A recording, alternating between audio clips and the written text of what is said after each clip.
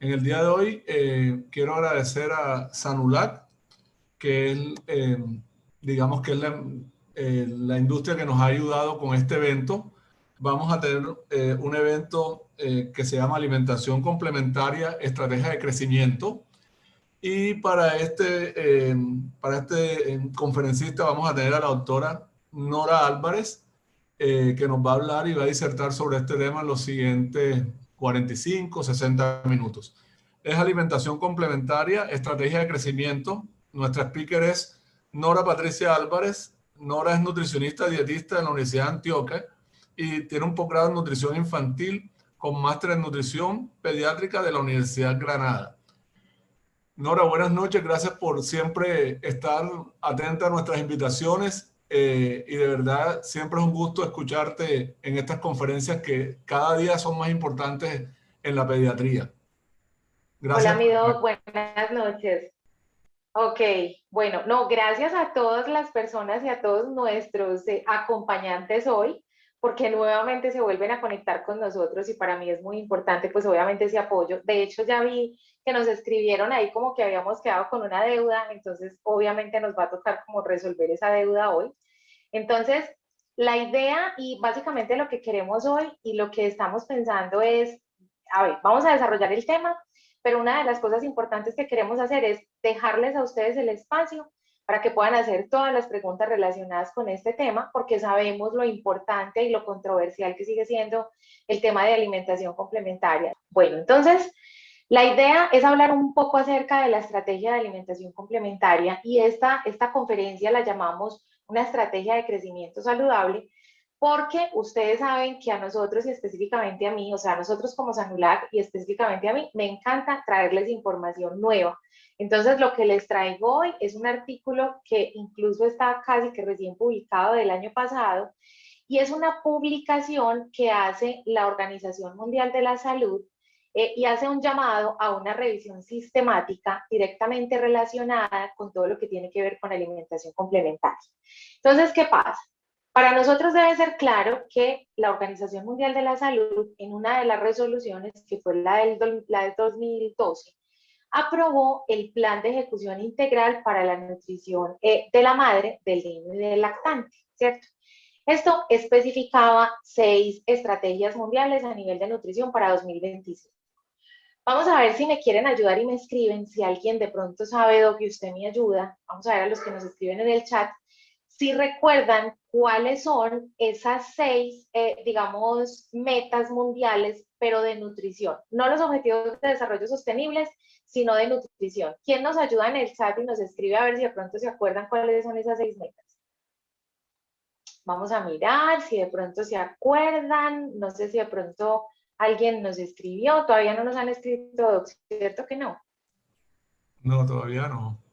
Ok, bueno, vamos a darle un segundito a ver si alguien se acuerda cuáles son las 6 metas mundiales de nutrición para el mundo que tenemos todos hasta el 2025. Creo que no. Muy bien, entonces vamos a refrescar la memoria. Resulta que la Organización Mundial de la Alguien Salud, escribió reducir la dentro. anemia. Ok, perfecto. Ese es uno de los 6. Muy importante, ese es uno de ellos. Entonces, en este documento, que es un documento publicado en el 2020, miren qué tan bonito, la OMS dice, la alimentación adecuada del lactante y del niño pequeño es esencial para fomentar un crecimiento saludable y está directamente relacionada con 3 de los 6 objetivos. ¿Cuáles son los 6 objetivos que tenemos a 2025? Reducir el retraso de crecimiento en un 40%, reducir la anemia, que no haya incremento de sobrepeso en los niños, reducir el bajo peso al nacer, continuar la lactancia materna y reducir las cifras de emaciación. Ahora, ¿cuáles de las que están relacionadas con la alimentación complementaria tienen que ver obviamente con estos de desarrollo? Entonces, uno, que es la reducción del retraso en el crecimiento, y ahora les voy a contar por qué. Porque resulta que en las estadísticas y en las cifras a nivel mundial ha coincidido que se aumentan las prevalencias de retraso de crecimiento cuando inician la alimentación complementaria. Necesitamos reducir la población menor de 5 años que tiene emaciación o que son los niños que están con desnutrición aguda severa por debajo de -3 desviaciones estándar. Recuerden que este es el indicador de peso para la talla. Y tenemos como meta que el sobrepeso en menores de 5 años no incremente. Más adelante hay un slide de una de las publicaciones de la OMS que dice, si nos evaluaran a hoy, la OMS diría que estamos haciendo mal la tarea. Y estamos haciendo mal la tarea porque a veces digamos que no nos hemos estandarizado con este tema. Entonces, en el 2019, la Organización Mundial de la Salud, por eso les digo que esto apenas es más, ni siquiera se ha publicado completo. En el 2019, la Organización Mundial de la Salud formó un grupo de expertos, así como cuando se organizaron para hacer la valoración de los patrones de crecimiento del 2005. Entonces, en el 2019, la OMS forma un grupo de directrices, digamos que para evaluar todas estas conductas o estas características que se han ido evidenciando alrededor de la lactancia materna. Y se reunieron para decidir un conjunto de preguntas prioritarias para dar las recomendaciones sobre alimentación complementaria. Lo que ustedes están viendo sobre la pantalla de ustedes en la parte derecha es solamente uno de los indicadores que se van a evaluar. Entonces, ya se sacaron los indicadores, este es el documento de la OMS que al final les voy a mostrar, o en los slides en la parte de abajo ustedes van a ver la referencia, pero al final les voy a mostrar cuáles son los dos últimos artículos que se publicaron relacionados con la alimentación complementaria. Entonces, las preguntas van enfocadas a lo siguiente. La primera es, los alimentos y las bebidas no saludables, ¿cierto? En bebés y niños de 6 a 23 meses, se consideran, obviamente, entre ellos los que son ultraprocesados, los que tienen alto contenido de azúcar, los que tienen grasa, pues digamos que grasa en exceso, pero esa es una situación, digamos, que hay que evaluar en los lactantes, y los alimentos que contienen sal. Entonces, aquí hay que tener en cuenta, por ejemplo, que va a estar catalogado dentro de estos alimentos y bebidas no saludables por el consenso de la OMS, entre ellos, por ejemplo, los productos lácteos que contienen azúcar añadido, ¿cierto? Así como ustedes están viendo en esta imagen. Las compotas que vengan comerciales que traigan azúcar añadido, llámese fructosa, sacarosa, sólidos de jarabe de maíz, glucosa, miel, ¿cierto? Y los cereales o papillas que contengan miel, fructosa, sacarosa y todos estos productos que ya sabemos que no se deben colocar en los niños. Esto incluye el uso de alimentos y bebidas no saludables como obsequio, es decir, lo que le dan pues como a las mamás para promover el consumo de estos alimentos, y tener en cuenta que este tipo de alimentos que se consideran bebidas y alimentos no saludables, lo que hacen es alterar las preferencias de sabor, ¿cierto? Y producir, digamos que una prevalencia o un acercamiento para que los niños tengan más predilección por los alimentos o las bebidas que son dulces o que son saladas. Recuerden que los niños no es que no distingan entre lo dulce y lo salado, ellos sí saben que es dulce y que es salado, no lo saben interpretar, pero para ellos no es bueno ni malo, simplemente es un sabor, ¿cierto? Que nosotros sí, obviamente, cuando empezamos a dar alimentos dulces, ya sabemos que esto va a producir un efecto de placer y que estos alimentos les van a gustar. ¿Qué pasa con el consumo de leche? Entonces la pregunta que se hace es, lo que se evalúa es el consumo de leche en lactantes de niños entre 0 y 23 meses. Y aquí estamos hablando incluyendo el uso de fórmulas infantiles para lactantes, leches enriquecidas, leches bajas en grasa y leches de origen vegetal. El tema con el consumo de leche, ¿cierto? Y está y bien enfocado al tema de las bebidas vegetales. Y la pregunta es si se asocia que la leche de una leche entera, por ejemplo, de vaca, podría producir efectos más beneficiosos o perjudiciales relacionados con una fórmula de continuación o relacionados con las leches bajas en grasa o las leches vegetales. Entonces, estas son las preguntas y ahora yo les voy a contestar efectivamente qué dice la revisión que ellos hicieron. ¿Qué otras preguntas entonces tenemos en el tintero? Tenemos el tema de los productos de micronutrientes especializados, y es si realmente sirven para abordar las deficiencias de micronutrientes, y esto incluye la estrategia de micronutrientes en polvo, que es la estrategia de Sprinkles. Ahora, recuerden que nosotros tenemos en Colombia la estrategia de Sprinkles, ¿cierto? Que está dentro del plan obligatorio de salud, que se le debe ofrecer a todos los niños a partir de los 6 meses, hasta los 2 años por lo menos, y hay un plan que dice que hasta los 5. Entonces, ¿qué tenemos que tener nosotros en cuenta? Y es saber qué tipo de estrategia tenemos nosotros en Colombia y si efectivamente esta estrategia de micronutrientes en polvo o especializados realmente sirve para combatir con estas deficiencias comparados con otros micronutrientes que se ofrecen obviamente a los niños o con los alimentos enriquecidos. El tema de la alimentación perceptiva, y ellos se preguntan es si efectivamente alimentar a los niños perceptivamente, y cuando nosotros hablamos de alimentarlos perceptivamente, estamos hablando de las texturas, ¿cierto? Que eso es un asunto que se va a resolver ahorita al final de la charla, de si nosotros somos capaces de hacer la lectura de las sensaciones de hambre y si nosotros somos capaces de identificar los gustos de los niños. ¿Por qué? Porque cuando nosotros vemos un niño, por ejemplo, como estos, que está expuesto a ciertos alimentos complementarios, ¿cuál es la respuesta de la mamá? No le gusta. Entonces la mamá dice, no le gusta, no se lo vuelve a ofrecer. Entonces, es importante dentro de la alimentación perceptiva, el reconocimiento de las sensaciones, ¿cierto? De los mensajes de los niños que tienen de hambre y saciedad, tener en cuenta el tema de las texturas, la consistencia, ¿cierto? Que responde obviamente al desarrollo del niño, las preferencias de sabor y la exposición frecuente. Recuerden que nosotros debemos exponer a los niños por lo menos de 15 a 20 veces de un solo alimento para que nosotros realmente al final digamos, al niño este alimento no le gusta. ¿Qué hacemos las mamás? Ofrecemos el alimento y cuando vemos esta cara en el niño decimos, no doctora, es que a él no le gusta la papaya y le dimos papaya una sola vez, entonces hay que exponerlo de 15 a 20 veces para poder saber si efectivamente el alimento le gusta o no. Con los alimentos enriquecidos, ¿cierto? Hay que tener presente y la pregunta es, ¿qué tan beneficioso es ofrecer estos alimentos que vienen enriquecidos?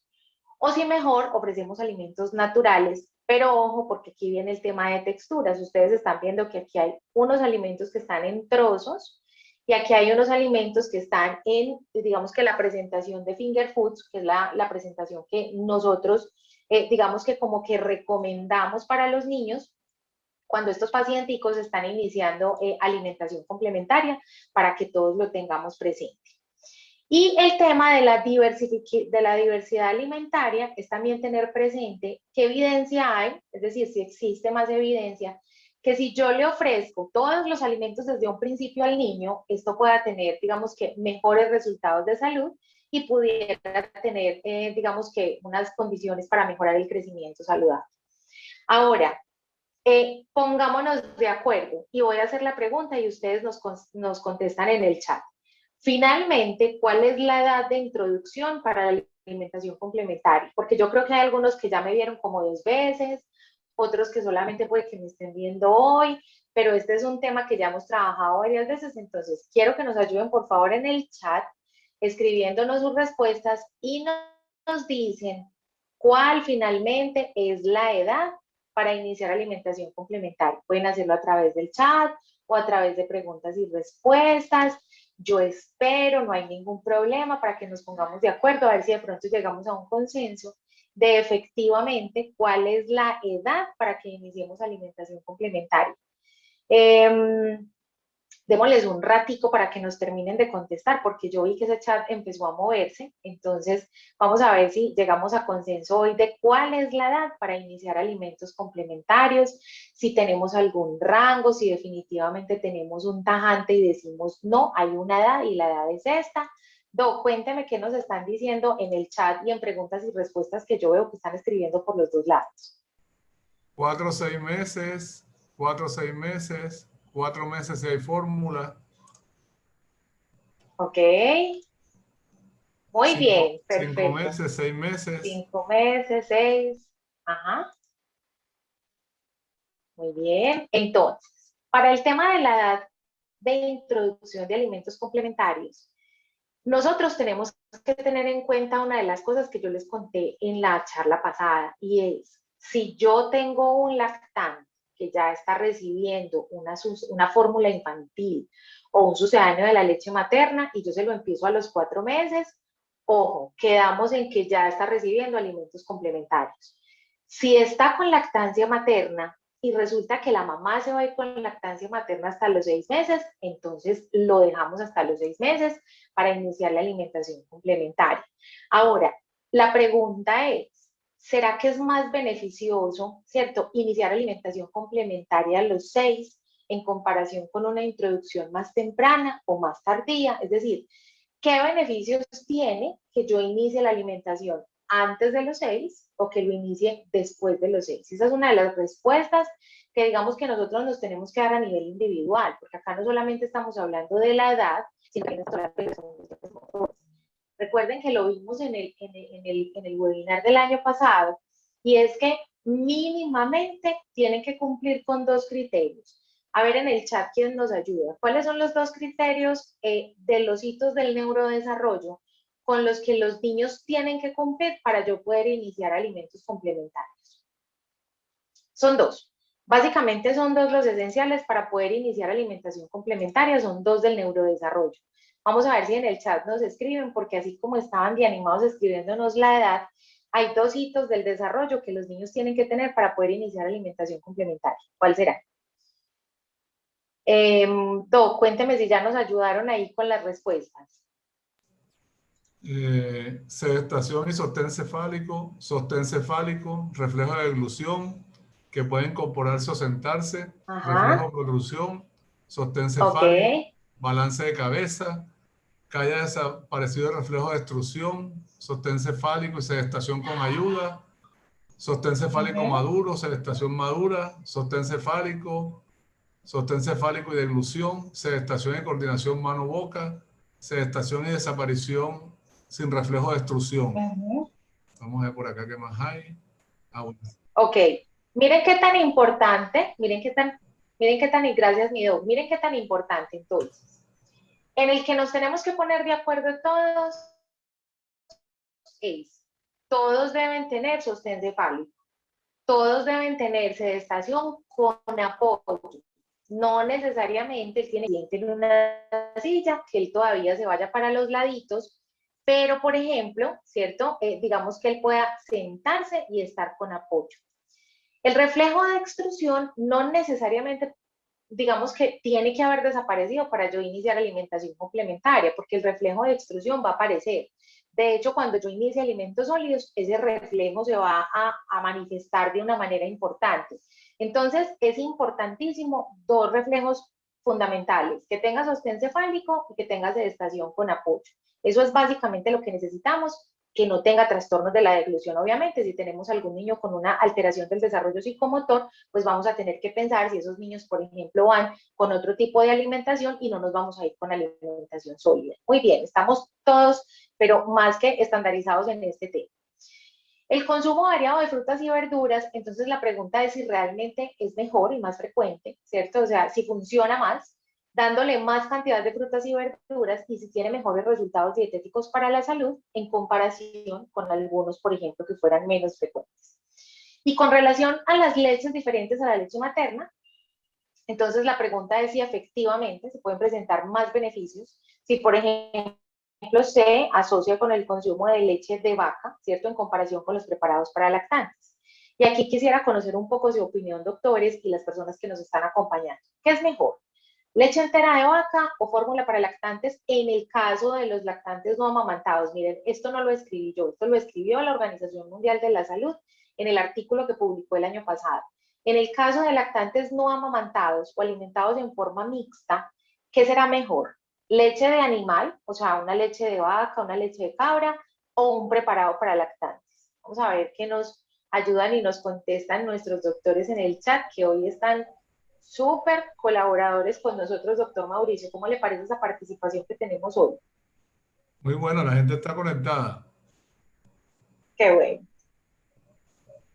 Vamos a ver, doctores, entonces, leche de vaca, leche de cualquier animal, la vaca o cabra, ¿cierto? Que además se está poniendo de moda, o preparado para lactantes. ¿Cuál es su opinión? ¿Por qué sí? ¿Por qué no? ¿Será que eso no tiene beneficios? Leche de fórmula, preparado para lactantes, sucedáneos, fórmula para lactantes, fórmulas maternizadas. Muy bien, muy bien. ¿Por qué les hice la pregunta? Acá no Y ponen la leche de pregunta se vaca a las los 3 hice. años. Leche de vaca, estamos completamente de acuerdo, leche de vaca en los 3 años. Claro que ellos a partir del año pueden incluir algunas preparaciones, obviamente con leche de vaca, pero les hago la pregunta porque resulta que en las recomendaciones mundiales de alimentación complementaria de las prácticas de alimentación para el niño amamantado, para el lactante amamantado, aparecen la leche entera y aparecen los derivados de la leche. Pero también voy a ser muy clara, y es que la recomendación de la OMS y la recomendación de expertos dice, la leche entera de vaca no puede hacer parte fundamental de la dieta de los niños lactantes que son menores de 1 año e incluso los mayores de 1 año. Es decir, no puede ser que todo sea leche de vaca. Y lo mismo pasa con los derivados de la leche. Entonces, hay unas condiciones para iniciar derivados de la leche, hay unas condiciones para iniciar yogures. Yo sé que la pregunta me la van a hacer, entonces la voy a dejar para el final porque quiero que me hagan la pregunta sobre los yogures, escríbanla por ahí para que no se les pase, la pregunta sobre los quesos, la pregunta sobre la leche entera de vaca, porque es una pregunta que se nos ha quedado en el tintero durante muchas conferencias y que ya digamos que en algunos expertos han empezado a tener pues como algunas publicaciones.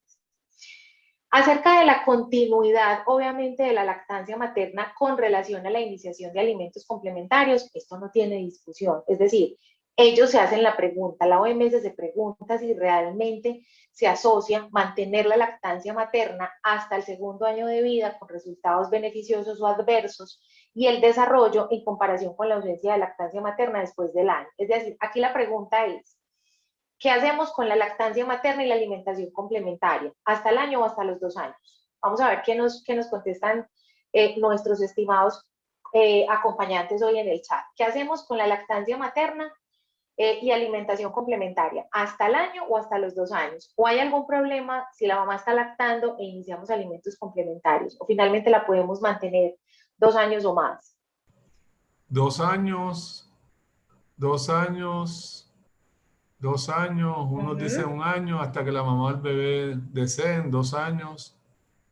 Muy bien, hasta que la mamá o el bebé lo decidan. ¿Qué más? Recomendación de OMS, 2 años.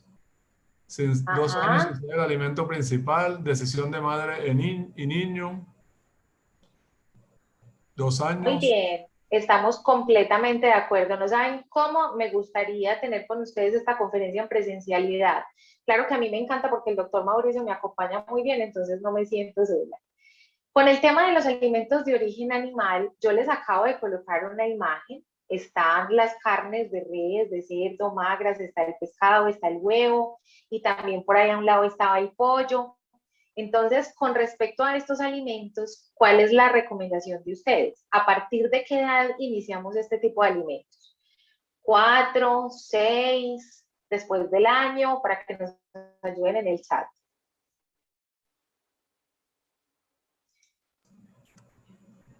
6 meses, 6 meses, 6 meses, desde los 6 meses. Todos están de acuerdo con los 6 meses. 7 meses, Muy bien, ok, 6 meses, perfecto. desde el inicio de la alimentación complementaria, desde el inicio de la Muy complementaria, bien, 7 meses, no después de los 6 meses, 6 meses. ok. Y si iniciamos, les voy a poner un ejemplo. Resulta que tenemos un niño que está de bajo peso, tiene 5 meses, ya se le inició un sucedáneo de la leche materna y le iniciamos alimentación complementaria. Si tiene 5 meses y vive en Cartagena, vive en la costa, pero resulta que solamente tiene opción de darle pescado, ¿iniciamos con alimentos como el pescado en este niño, sí o no? Sí, sí, está aprobado, sí se le puede dar. Alguien por ahí nos dijo no, sí, sí se Ujú. puede, sí, hasta los 2 años, sí, sí, sí. Casi que Ok, todos muy están. bien, yo creo casi que todos que sí, o sea, doctor, que yo creo que hemos hecho súper bien la tarea de entrenar en el tema de alimentación complementaria. Ahorita lo vamos a ver y se los voy a explicar, no los quiero dejar con la duda, pero lo que sí quiero que quede muy claro es, en el momento en el que nosotros decidimos iniciar alimentación complementaria, que ahorita vamos a confirmar, ni antes de cuándo, ni después de cuándo se debe ofrecer, en ese momento. Si usted quiere iniciar con huevo, si usted quiere iniciar con pescado, y si usted quiere iniciar con otros alimentos diferentes, pero que sean proteínas de origen animal, efectivamente se puede hacer. Es decir, en este momento no hay ninguna contraindicación para iniciar ningún tipo de alimentos de origen animal. Es que le quiero empezar con hígado, dele hígado. No tiene ningún problema y eso es muy importante y a nosotros nos tiene que quedar claro. Con el tema de las leguminosas, frutos secos y semillas, doctores, ¿a partir de qué edad? Es decir, ¿a partir de qué edad? Y quiero que me cuenten con relación a los frutos secos, qué recomendación ustedes harían y con relación a las semillas. Y leguminosas, ¿a partir de qué edad? O sea, ¿a partir de qué edad? Frijoles, lentejas, garbanzos, arvejas, digamos que la gente, digamos que vive en el interior, por ejemplo, habas, como todo ese tipo de alimentos, y qué hacemos con los frutos secos, o sea, qué hacemos con las almendras, con el maní, qué hacemos con las semillas, por ejemplo. Después de los 2 años, frutos secos, leguminosas entre 7 y 9, desde el inicio, desde los 6 meses, leguminosas desde los 6 meses, a los 7 meses en forma escalonada, 7 meses granos, todo a partir de los 6 meses, frutos secos triturados, desde los 6 meses granos, a partir de los 6 meses frutos secos, siempre y cuando estén en consistencia acorde a la dentición del niño, 7 meses frutos secos triturados. Ok, bueno, Hay muy como bien. variado, unos de 6, otros de 7, otros de Está como 5. variado. Muy bien, está como entre 6, como entre 7, como entre 8. Aquí lo importante con el tema de las Alguien nos leguminosas, dice aquí mucho recuerden. cuidado con los frutos secos por obstrucción de vía aérea, por riesgo. Ok, esa es la clave. Entonces, vamos a hablar de leguminosas. Leguminosas, frijoles, lentejas, garbanzos. A partir de cuando iniciemos alimentación complementaria. Si yo inicio a los 5 meses y a los 5 meses hago la cocción de frijoles, lentejas y garbanzos, aquí la recomendación importante es eliminar el agua de remojo, porque las abuelas tienen el concepto de que la agüita de remojo alimenta, que es la agüita roja y la tintica que saca el frijol, ¿cierto? O las leguminosas o los otros granos. Entonces, aquí no hay ningún problema, no tenemos una edad límite para la introducción, importante que no se haga antes de los 4 meses. Los frutos secos no se pueden ofrecer en su presentación original. ¿Por qué? Por el riesgo de broncoaspiración. Entonces, ¿yo qué hago con los frutos secos? Yo puedo ofrecer el maní en mantequilla, yo puedo ofrecer el maní si yo lo tengo molido y quiero hacer unas galletas, ¿cierto? O un pan blando y se lo quiero dar. Yo puedo ofrecer las almendras, por ejemplo, si yo las molí y las voy a utilizar para hacer otro tipo de preparación. La limitante con los frutos secos solamente está relacionada con su presentación original, pero si yo la presento en otro tipo de texturas, no voy a tener problema. Lo mismo pasa con las semillas. Si yo las introduzco en otro tipo de alimentos, pueden ser ofrecidas, porque obviamente digamos que aquí el tema es más de seguridad de broncoaspiración que realmente de alergia. Entonces, la OMS en el 2019 se sentó con el grupo de expertos, les hizo a los expertos, así como yo les acabé de hacer a ustedes, que son los expertos, ¿cierto? Les hizo al grupo de expertos las preguntas. No sé, Doc, si nos están contestando alguna otra cosita en el chat que veo que se mueve. Alguien escribió frutos secos a los 3 años, pregunta por la Ajá, mantequilla de maní. ok. Bien, la Alguien mantequilla de más, maní. leguminosas desde los 6 meses, frutos secos desde los 2 años o antes si están disueltos como en la mantequilla de maní. Exactamente, la mantequilla de maní es un alimento que se podría utilizar. Nosotros no somos de cultura de mantequilla de maní, pues digamos que en todo el país, pero hay personas que la usan y si es mantequilla de maní se puede usar. Entonces, miren, lo que hizo la Organización Mundial de la Salud con el grupo de expertos fue lo que el doctor Mauricio y yo acabamos de hacer con ustedes. Ustedes son el grupo de expertos y ustedes nos respondieron. Resulta que luego este documento se traslada a la publicación, última publicación de UNICEF que sale en diciembre del 2020. Entonces, esta es la última publicación, es la guía de nutrición de UNICEF que habla sobre todo lo que habla de los periodos de alimentación complementaria y lo que realmente nosotros podemos y no podemos hacer. Entonces, ahí quería empezar por contarles cosas como estas y es, a menudo, por ejemplo, se pasan por alto alimentos tan nutritivos como leguminosas, nueces, alimentos de origen animal como huevos, pescados, lácteos y carne, y nosotros cometemos un error cuando nosotros empezamos a prolongar, ¿cierto? O a decir, no, no es el momento y empezamos a espaciar el inicio de alimentación complementaria. ¿Por qué es tan importante la dieta de los niños durante el proceso de alimentación complementaria? Y es porque la calidad de la dieta y la calidad de la alimentación es más importante antes de los 2 años de vida que en cualquier otro momento de la vida. no solamente por el ofrecimiento nutricional, sino porque los niños aprenden a comer, es decir, porque nosotros estamos promoviendo una alimentación saludable que va de la mano con un crecimiento saludable.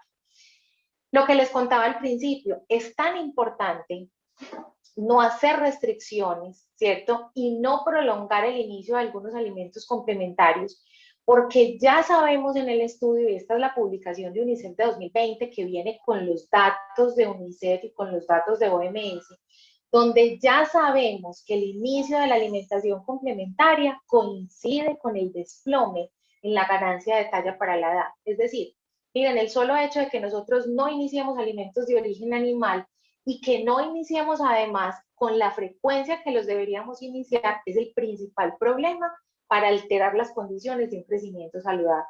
El crecimiento infantil deficitario durante los primeros 1000 días de vida, que es desde la concepción hasta los 2 años, predice la menor supervivencia, aumenta el riesgo de obesidad, aumenta el riesgo de enfermedades crónicas no transmisibles y están directamente relacionadas con la dieta de la edad adulta.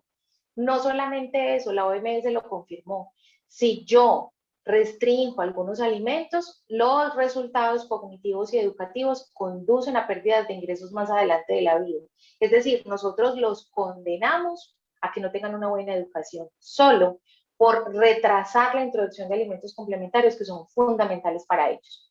En este documento de UNICEF, a ustedes les va a encantar cuando lo descarguen, al final les voy a mostrar una foto para que lo puedan descargar, porque además es muy gráfico. Y en este documento dice qué podríamos hacer con los niños, o sea, qué es lo que los niños deberían comer.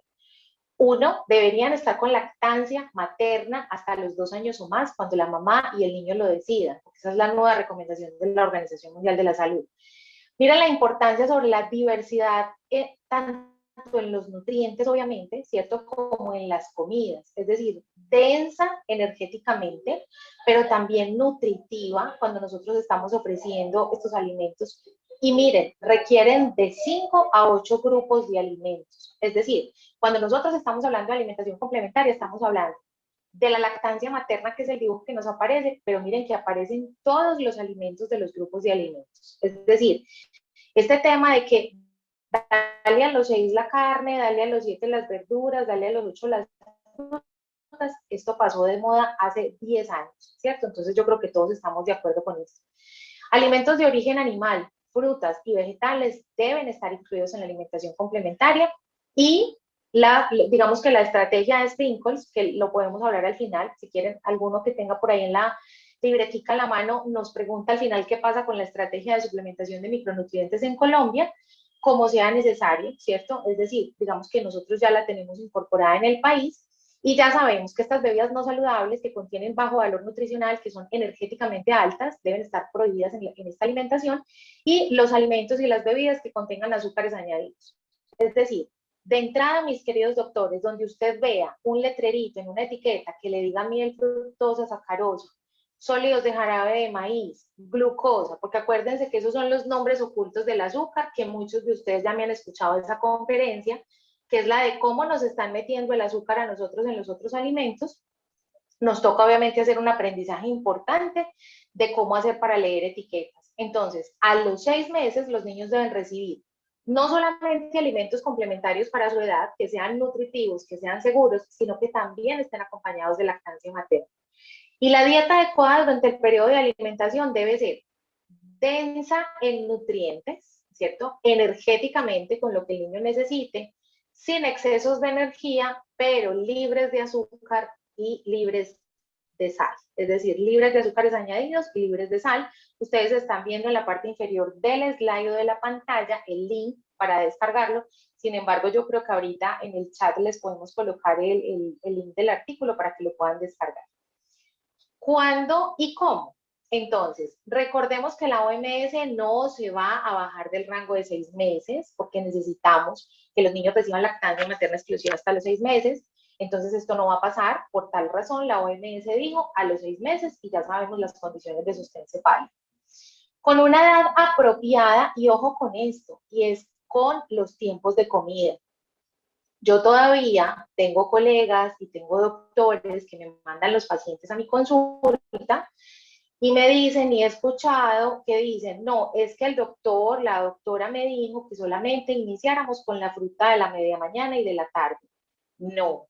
O es que me dijo que solamente iniciáramos con la sopita del almuerzo, que es un triturado, y que por ahí en 1 o 2 semanas empecemos con otro alimento. Miren que esta es una publicación de 2020 y claramente lo dice. 2 a 3 tiempos de comida por día cuando nosotros iniciamos la alimentación complementaria. Ojo, yo puedo empezar con media mañana, o sea, o las 11 de la mañana, o la comida de la media mañana, el almuerzo, y unas 11 en la tarde, con almuerzo y cena. Hay que iniciar con 2 a 3 tiempos de comida. A 3 cucharadas, hacemos transición a media taza, posteriormente a 3/4 de taza, hasta que llegamos a taza. Consistencia apropiada para la edad. Miren que la misma Organización Mundial de la Salud coloca los alimentos enteros. Es decir, ya sabemos que esta transición a los alimentos sólidos hay que hacerla rápidamente, teniendo en cuenta la seguridad también, pues obviamente en la preparación de los alimentos, con una alimentación obviamente responsable, ¿cierto? Y con cuidado y con cariño para los niños. Y también tener en cuenta digamos que la alimentación durante los periodos de enfermedad o después de la enfermedad. Esto es absolutamente importante. Continuar con la lactancia materna, entender que los niños van a estar enfermos, que puede que coman menos, pero que pues finalmente ellos se van a recuperar. Nos hablan de la adecuación de alimentos, que es importante, entonces aquí solamente digamos que la OMS y UNICEF nos recuerda que aquí no solamente es yo decirle a la mamá, mamá, dele carne de res magra todos los días, sino que yo tengo que contar con la disponibilidad y con el acceso y con la accesibilidad que las familias tienen en los alimentos. Es decir, yo no puedo decirle a una mamá que le dé a un niño carne todos los días cuando ella solamente puede conseguir huevos o cuando puede conseguir vísceras. Si la mamá puede conseguir este tipo de alimentos, hay que decirle que sí, porque es que si le decimos que no, entonces ella va a conseguir alimentos que son más ricos en carbohidratos y vamos a tener luego problemas nutricionales. Miren lo que dice la Organización Mundial de la Salud y la UNICEF. Esto es muy triste. Si el mundo se le hiciera como una evaluación en este momento sobre la alimentación de los niños pequeños, recibiría una mala nota. ¿Por qué recibimos una mala nota? Uno, por las prácticas a las que los niños deberían estar, ¿cierto? Todos cumpliendo con esta recomendación y que no hacemos. Iniciar el amamantamiento durante la primera hora de vida después del parto, fundamental. Alimentar exclusivamente hasta los 6 meses y a partir de los 6, iniciar alimentación complementaria. Pero la OMS va más allá y me dice, venga, yo le cuento cómo están los indicadores en el mundo, ¿cierto? Entonces, el 45% de los niños en el mundo recibe lactancia materna en la primera hora. El 43% lactancia materna exclusiva hasta los 6. Entre los 6 y los 8 meses, el 64% de los niños están con alimentos sólidos en su alimentación. Pero miren esto, el 16% de los niños en el mundo tienen una dieta mínima aceptable. Quiero saber si alguien de los que está conectado conoce el indicador de dieta mínima aceptable y si me quiere contar qué es en el chat. Brevemente nos cuentan o nos dicen, no sé qué es el indicador, no sé qué contiene, no sé cuándo se mide. Vamos a ver, les damos un tiempecito para que piensen y para que nos ayuden acerca de este indicador de dieta mínima aceptable, que además es bien importante porque este es el indicador que en este momento se está pues, midiendo a nivel mundial relacionado con el tema de alimentación complementaria. Doc, no sé si tenemos algo del tema de dieta mínima aceptable. No, todavía nadie. Todavía nadie. Bueno, entonces voy a cambiar la pregunta y me contestan por favor en el chat los que puedan. ¿Conocen el indicador de dieta mínima aceptable? Y nos colocan sí o no, porque puede ser que lo hayan escuchado y no lo recuerden. No, no, no. Ok. La gran mayoría no. Muy bien, es decir, mire, cuando uno asiste a una conferencia o asiste a un webinar, si uno aprende una cosa nueva, ya con eso ganamos el año. Entonces, les voy a contar qué pasa con el indicador de dieta mínima aceptable y es un indicador que está propuesto por la Organización Mundial de la Salud desde el 2010. Es decir, cuando sale el documento de alimentación complementaria, se propone el indicador de dieta mínima aceptable. ¿Listo? A nivel mundial, mis estimados doctores, 1 de cada 6 niños consume una dieta mínimamente aceptable. ¿Qué es una dieta mínima aceptable? Que por lo menos recibe en frecuencia 3 comidas al día y que por lo menos está recibiendo de los 8 grupos de alimentos 4. Entonces, la dieta mínima aceptable se refiere tanto al cumplimiento de la frecuencia, que es mínimo 3, como a la diversidad mínima de la dieta, que es mínimo 4 alimentos de los 8 grupos de alimentos. De los niños doctores que ustedes ven en la consulta, ¿qué porcentaje? En el mundo es el 16%. Pero de lo que ustedes ven en la consulta, ¿qué porcentaje creen ustedes de sus pacientes que tienen una dieta mínima aceptable? Es decir, que cumplen con 3 al 10, el 20, el 30, el 50, o me dicen, no, el 100% de mis pacientes están con dieta mínima aceptable. Vamos a ver si nos están en el chat. Cuenten ustedes si es el 10, el 20, el 100, La frecuencia, o pero no si cumplen con uno y no el otro.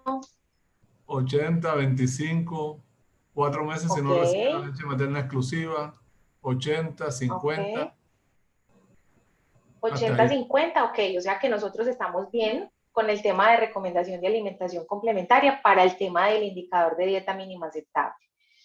Miren, la culpa no, la responsabilidad la tenemos los profesionales del área de la salud, porque la introducción tardía de alimentos sólidos, semiblandos o blandos ponen en riesgo el crecimiento saludable de los niños y el desarrollo de los niños. Ojo, que no nos dé temor, ¿cierto? No todas las mamás son para texturas de sólidos, pero nos tenemos que ir con alimentos blandos o semisólidos de entrada. Y esto es muy preocupante porque 1/3 de los niños entre 6 y 8 meses todavía no consumen alimentos sólidos. Entonces, esperamos que con estos indicadores que la OMS nos está llamando la atención, nuestros pacientes, es decir, miren, nosotros tenemos que tener una meta. Yo les digo a las mamás, esto es como montar en bicicleta. Nadie ha dicho que usted grande no aprenda a montar en bicicleta, pero si usted se monta en una bicicleta a los 20 o 30 años, le da más dificultad, se demora más tiempo en aprender y se cae más. Y lo mismo pasa con la alimentación complementaria. Si yo me espero, doctores, hasta los 8 meses para iniciar alimentos sólidos, estos son los niños que a los 2 años llegan a la consulta porque se broncoaspiran con un grano de arroz. Entonces necesitamos hacer la introducción, mire, tenemos un tiempo límite. Y se los voy a poner en el día de hoy, no porque lo puse yo, sino porque lo estima la OMS y lo estima UNICEF. Tenemos como meta para introducir alimentos sólidos 8 meses. Es decir, a los 8 meses deben estar sentaditos consumiendo alimentos que sean de textura sólida. Es decir, el tema de las sopas, ya todos conocen mi concepto sobre la sopa, los que me han mandado pacientes saben qué pasa con la sopa, entonces ya digamos que eso es un tema superado para todos.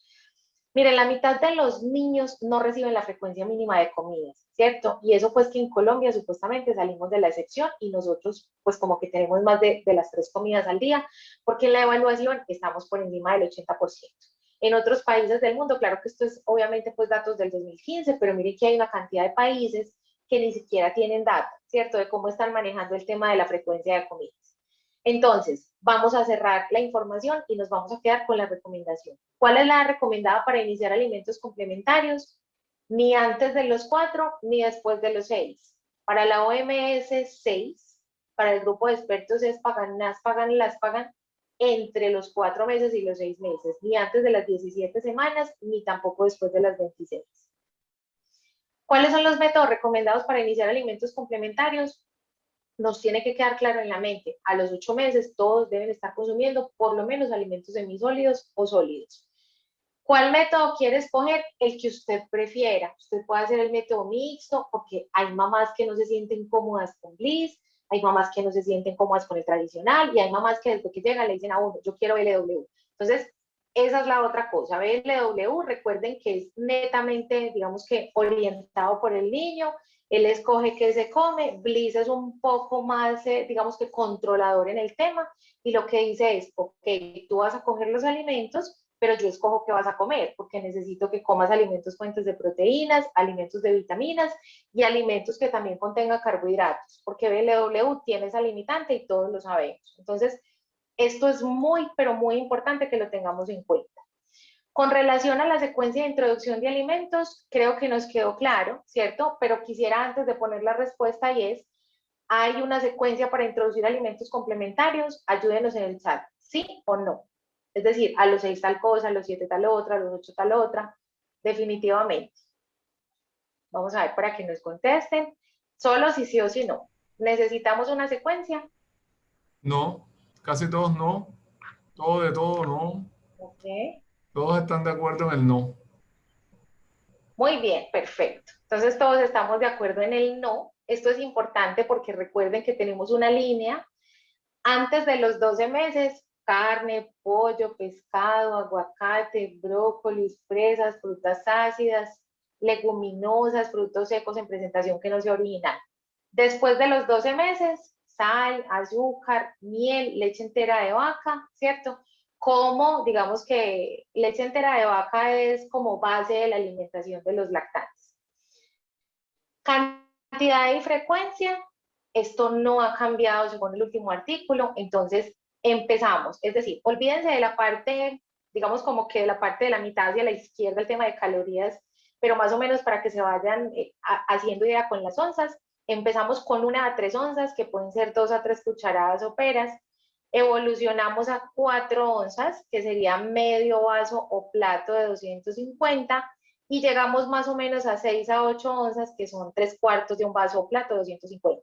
Ojo, porque esto tiene que ver con el tamaño de los platos que les compran los papás a los niños. Entonces, no podemos comprar un plato de 25 centímetros para ofrecerle alimentación complementaria a un lactante de 6 meses que va a iniciar este tipo de alimentación. Hay platos que son más pequeños, que son de 17 centímetros o de 15 centímetros, porque incluso el de 20 normalmente lo recomendamos para niños a partir del año.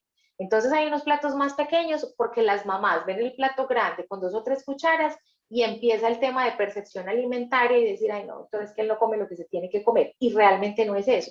Lo que pasa es que a veces les servimos más de los que ellos definitivamente pues como que requieren. ¿Qué alimentos definitivamente no? Vamos a ver si todos coinciden con la lista que yo les traje. Escríbanos por favor en el chat y nos ayudan. ¿Qué alimentos definitivamente no? Antes del año, obviamente. Leche de vaca, dulces ¿Ok? procesados, maní, sal, azúcar, jugos, Muy bien. almíbar, sal, jugos, sal y azúcar, miel, azúcar, sal, leche, jugos, leche entera, miel, no sal, no azúcar, no leche de vaca, mariscos, embutidos, jugos procesados, Em, agua de ok. panela, café, Embutidos no. Aguapanela no. Me encanta la vegetales pregunta del verdes, miel café. procesada, Ujú. muchos no azúcar, no sal, Ok. frutos secos no Listo. procesados, leche entera. Muy bien. Entonces, no leche entera de vaca como base de la alimentación, pero la OMS y FEDPOL, que es uno de los artículos, digamos, que se publican, permiten que hasta 1 onza, pues como de derivados de la leche que no contengan azúcares añadidos, pero es como yo les digo a las mamás, usted no le va a dar 1 onza de yogur, usted le va a dar el yogur entero. Entonces, preferiblemente aguántese hasta el año, pero eso es una posición personal. Si usted lo quiere hacer, hay bibliografía que existe que lo puede hacer, pero digamos que pues, yo soy como clara en esos conceptos. No azúcar, no agua panela, no miel, no jugos procesados, ojo, no bebidas vegetales. La posición de la ESPAGAN sobre el veganismo y el vegetarianismo es muy clara, y es que antes de los 2 años no sal, no miel de abejas, no jugos, no snacks y no frutos secos en su presentación original. ¿Listo? Con el chocolate, que me lo preguntan mucho los papás y me lo preguntan mucho en la consulta, y es, ¿puedo o no darle chocolate al niño menor de 1 año? Vamos a ver, doctores, ¿se le puede o no se le puede dar chocolate? ¿Qué dicen ustedes? ¿Que sí o que no? No se debe, sí, sí, cocoa, sí, pero natural, no, sí, no, sí, no, ahí como dividido. Cocoa, Estamos como 50-50, doctor, con el sí, tema del chocolate. cocoa sin azúcar,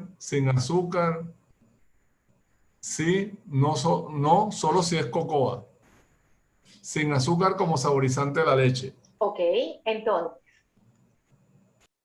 muy bien. El chocolate, mis estimados doctores, lo podemos ofrecer siempre y cuando no tenga ningún tipo de azúcar o edulcorante. No tenemos problema con el chocolate.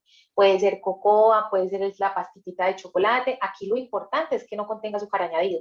Pero si la mamá le quiere hacer a un niño de 7 meses con la fórmula o con la leche materna, por ejemplo, porque se las trajo porque tiene banco y le quiere hacer una bebida chocolatada al desayuno, siempre y cuando no tenga azúcares añadidos, no tiene ningún problema y lo puede ofrecer. El que no se recomienda es el té y el café, ¿cierto? Porque puede interferir con la absorción del hierro, no se recomienda para niños pequeños. Entonces, té y café no, pero chocolate sí lo podemos introducir antes del año. Y el huevo, ¿qué hacemos con el huevo? ¿A partir de qué edad? El pobre huevo que ha ido y ha venido. A partir de los 6, a partir de los 7, a partir de los Dicen 5 cuando sí, inicia 6 meses, pero complementaria. poseído, 6 meses, 6 meses, Ajá. 6 meses, 6 meses, 6. Aquí estamos todos de acuerdo, todos 6 meses. Muy bien, entonces, cuando iniciemos alimentos complementarios, aquí lo importante es el tiempo de cocción. Los huevos 3 minutos, 5 minutos, 7 minutos, estimados doctores que les encantan a las abuelas porque es el huevito, ¿cómo es que dicen ellas? El huevito como cuchareable, ¿cierto? Que es lo que ellas dicen. Ese huevito no. Es decir, si vamos a ofrecer huevito, tiene que ser de 9 minutos en adelante, porque las reacciones anafilácticas no son al huevo, son al huevo crudo. Entonces, esto es absolutamente importante. Con relación a la remolacha y a las espinacas, que no, que porque tiene nitratos, que eso es tóxico, que no se lo pueden ofrecer. Miren, ni siquiera nosotros los adultos alcanzamos a consumirnos como la cantidad, digamos que para superar los límites. Entonces, no tenemos ningún problema porque se recomienda entre los 6 y los 12 meses hasta 35 gramos día.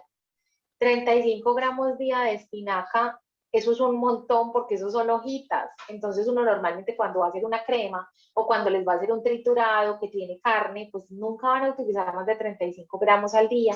Entonces no se preocupen, no van a tener problema. La recomendación es que no sea más del 20% del contenido del puré y recuerden que no vamos a hacer puré pues pasado por el licuador y por el sedazo, sino que tiene que ser una alimentación que sea pues obviamente de textura. ¿Cuáles son las dos últimas publicaciones que tenemos sobre alimentación complementaria? Entonces tenemos dos, una que es publicada por la EFSA en el 2019 y esta que es la última publicación de UNICEF, que es sobre todo el tema de las recomendaciones de alimentación complementaria. Gracias. Feliz Gracias noche por, para todos.